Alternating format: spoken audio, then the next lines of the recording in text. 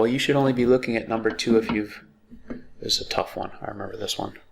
It's not tough once you know how to do it, but this is the kind of problem where until you've sort of experienced the type of problem before, it can be kind of tough. If you've given this a little bit of thought and then now you're watching the video, that's good. If you haven't tried it at all, you should try it. Try a couple things on your own first. 2 boys and 6 girls are seated randomly in 8 chairs around a circular table. I feel compelled to draw a circular table before I even finish reading the problem. And there are 8 chairs. That's nice because they're so evenly distributed in eighths. If I had 4 chairs, I would arrange my chairs this way. But if I have 8 chairs, I will put these chairs in between those chairs, and there are my 8 chairs. That's a good drawing for this problem.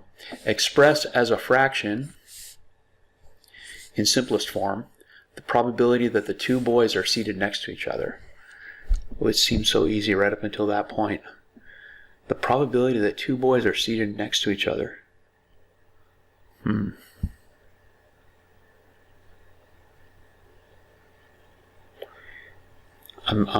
acting right now. I know how to do this. I'm acting for emphasis. Give me a second.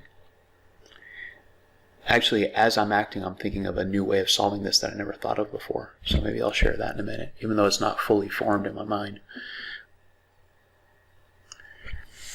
Okay, one of the other keywords in this problem is the word randomly. So, if 2 boys and 6 girls are going to sit at a circular table, chances are the 2 boys are going to sit next to each other because that's just how it usually works out. But if it's random, you have to think of this like, remember the tiles flying out of the pickup truck?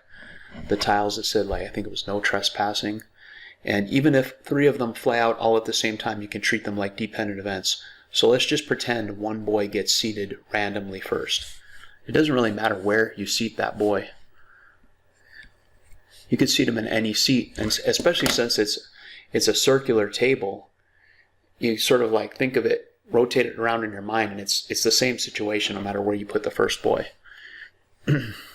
There's no probability involved until the first boy sits down. Once the first boy sits down, then just ask yourself, what's the probability that the second boy will be seated, not will choose to sit, but will be seated randomly next to the first boy? Well, then it just becomes the same ratio of favorable to possible.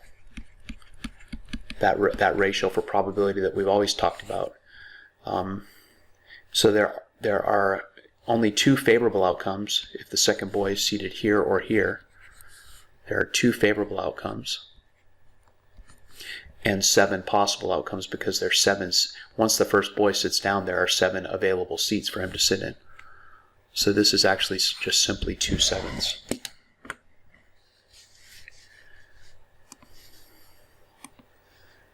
Problem 3.